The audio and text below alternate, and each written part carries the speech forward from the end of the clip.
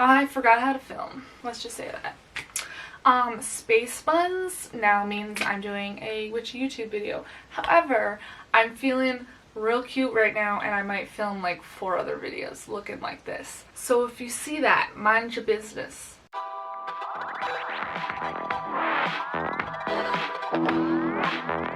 This one is, okay, so how do I go about how it came about? How did I get here from the original planning phases? You already see the title.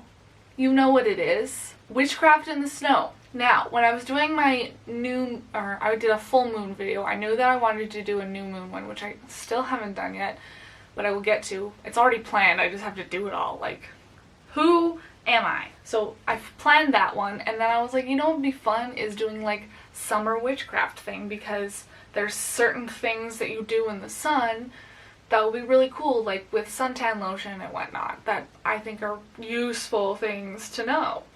So I was like, witchcraft in the sun. And then I was like, but it's the middle of winter, so I could do witchcraft in the snow, which is how this video came about.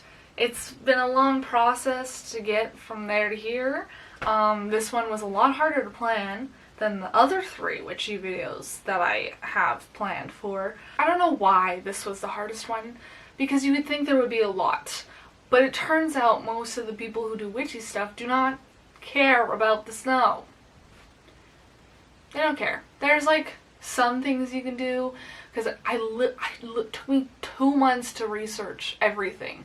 I mean, to be fair, I'm also doing school at the same time, which took a lot longer, but it took so long to figure out what to do for this video. And then took no time at all to like film it. So, my little sheet of paper is here with everything. I filmed most of the stuff. There's still a couple more things I gotta film. But here's my witchcraft in the snow ideas for witchy winters. This does not include any like Sabbats or full moons or anything specifically. This is just winter witchcraft. Yeah, makes sense? Cool. There's nothing really special about it. I definitely think doing a video about the Sabbats each time they come up would be really fun, but that's probably going to be like not for another 2 years until I'm done school, because it's a lot of work. But anyways, without further ado, let's get started, shall we? The first thing I have on my little list is a Midwinter tea. This tea, I messed up. I'm going to tell you straight up. I messed up really bad when I was making this. It's good. I like what I did make. Very fun. But I messed up. So I'm going to tell you the actual recipe, and then you're just going to see how I messed up. So the recipe is 1 to 2 teaspoons of a black tea of your choice. The tea I have, I think, is infused with caramel, because I like sweet things. Then, where I messed up, you need 2 cloves. I do have cloves. Did I remember to put them in? No. Then add a handful of almonds, walnuts, and cranberries chopped. There are no cranberries because I could not find them in the grocery store. So I have almonds and walnuts. And then if you desire, you can add in some orange peel. I didn't have oranges in the house, so I couldn't peel one, but I have orange peels for other witchy things in my little witchy drawer, so I used those ones, which I almost forgot about also. So, go me. Wow. And I have a little blessing that I wrote down that you can say to infuse the tea, but you also could just drink it if you would like. Blessings to the passing season of summer's orange and autumn's fruits. In mind, body, and soul, let this tea soothe me. Blessings to the land and blessing of the north. To the gods of midwinter, one and all, blessed be. This is just to help soothe your body, mind, and soul, because we all need that. As soon as like spring gets here, it's like, wow, my mental health is so much better. So, in order to do that, to keep your mental health going well, you need stuff that can help you, and this tea is one of those things. And it tastes really good. Seem to have lost the cup that I made. Oh well. The next thing on my list is snow water. I took a picture of me making this because it was really funny. But we gotta have a conversation about snow water. For all of you that don't live in a place that regularly gets snow, You might be very excited if it suddenly snows because thanks to global warming, weird places are getting snow now. We all saw it this winter. Very weird, right?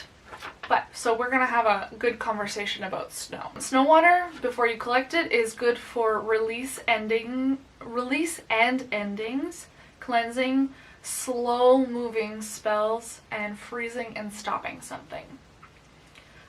As you can see from my snow, it is gross, disgusting, and dirty. I do not recommend you consume snow water. Don't recommend. I also don't recommend you consume rainwater, but I feel like rainwater is a lot cleaner than snow. And you may be thinking to yourself, oh, snow when it like freshly falls, if you catch it, or if you just pick it up off the ground where there's no dirt or anything, and it's clean, maybe you got it off the cement, like the top layer or whatever, it's clean, right? Wrong. My snow that I collected this year was, I always seem to forget to collect snow, which is weird because I live in Canada and it's always around, right? But, so I always collect it when it's like melting and the gross shit is coming out and you can see it. However, when it's freshly fallen and it looks clean, it's white. Yes, it looks clean. It looks like you can eat it, whatever. I've seen people making snow cones on TikTok. But to have a serious conversation about this, it is not clean. Neither is rainwater. Snow and rain collects whatever is in the air before it falls. So all that pollution and stuff that the buildings are giving off around you is being collected by the snow. So even if you're in the countryside, I guess the countryside might be a little bit better, but if you're in the city and you're collecting snow, all that stuff that's in the air that the city produces, it's gross. It's in your snow, it's in your rain. It's nasty. It's collecting everything. There are videos you can see of people melting their freshly fallen clean snow, and there's gross stuff in there. It's gross. I don't understand. As Canadians, we do this thing where we pour maple syrup onto snow and we pick it up with a stick, and I never clued into how gross that was until I started making snow water, and I was like, this is nasty. This is really gross. So I highly, highly, highly recommend straining it for starters. I strained mine with a paper towel because there was lots of little tiny debris that I wanted to clean out. I'm not consuming it, God no. But if you do want to consume it, please boil out the dirt and stuff. Also, at least strain it if you're going to put it into a bath, because you can add it to your bath. It helps cleanse and release anxiety and stress if you put it into your bath. You can use it in a spell bottle to charm, to stop bad habits, or to stop a toxic person, maybe freeze a relationship or freeze intrusive thoughts. You can use it in snow in a cup or a bowl to help meditation or spell working relating to your past childhood, shadow work, nostalgia, and innocence. It's ideal soft snowfall for all that stuff, and you can use it in curses, especially associated with binding, freezing, or trapping someone. That is ideal blizzard snow for that one. So whichever one is falling, before you shovel your walkway, grab it. That's probably the best option, I think. The first little activity I have with the snow water is to drown your anxiety, is what it's called. I typically use this with storm water, but I have adjusted it slightly. You could use it with snow water because it helps you stop and freeze your anxiety, and I like making this jar because I truly feel like it helps me. I can tell when it's stopped working when the water gets really gross, and I'll just make it again. And now that I've collected a bunch of snow water, I feel like snow water is going to work way better than storm water because it doesn't really rain here. It doesn't. It's just not even storm. If it does rain, it's very soft. So snow is abundant for most of the year. I'll just collect that, you know?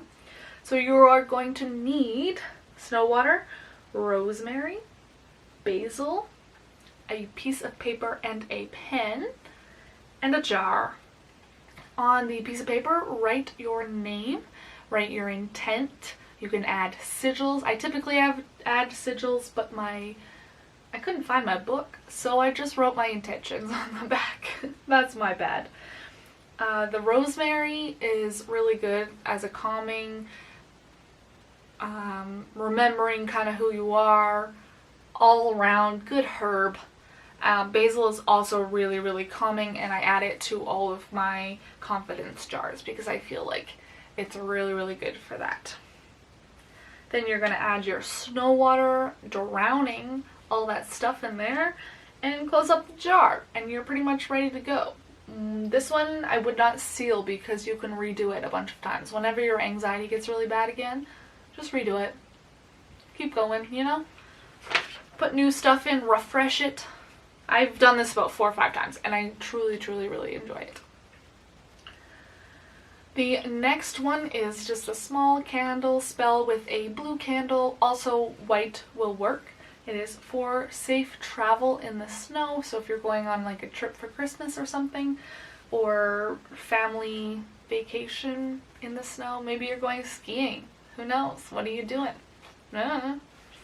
It's not like we can go anywhere, but like you try. So light your blue candle and then repeat after me.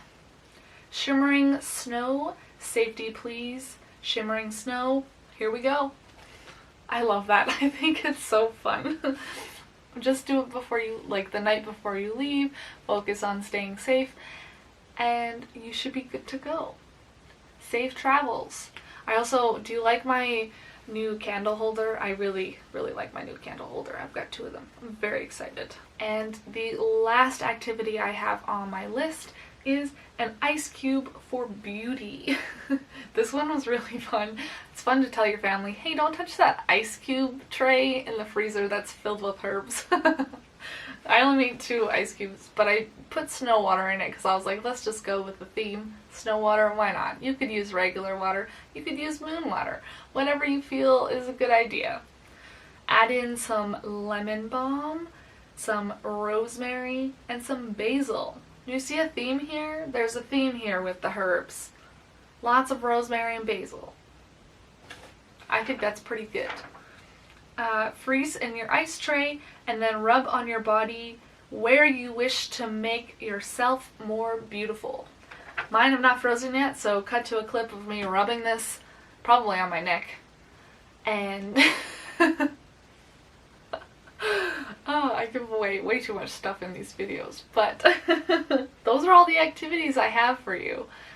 I hope that this inspires you for some witchcraft in the snow. I know we all hate winter, kind of sucks. Seasonal depression, being stuck in the snow all day, it's dark all the time. Time just sucks, you know, there's school, there's no sun at 4 p.m. It's all just a weird adventure for everybody, I think. If you have any more ideas, feel free to leave them in the comments. I'm sure everybody would very much appreciate it because I feel like winter is the time when we're not as much inspired to do things, and I truly hope that this inspires you to do things, even though it is basically spring already. You know, for next year you'll be inspired, right? Yeah, it'll be good. This took me way too long, and I apologize for making you all wait, but I've been planning this since like mid-December, probably beginning of December. It was just a lot of work for me to try and figure out winter snow activities for witchcraft. And now I have, and I'm very, very excited to have shared that with you. But honestly, if there's more ideas, maybe I'll make another video. We will do witchcraft in the sun this summer. It'll be very fun. I cannot wait to get out and suntan like the rest of us. But in the meantime, enjoy the snow. Thank you all so much for watching, and have a great day. Bye!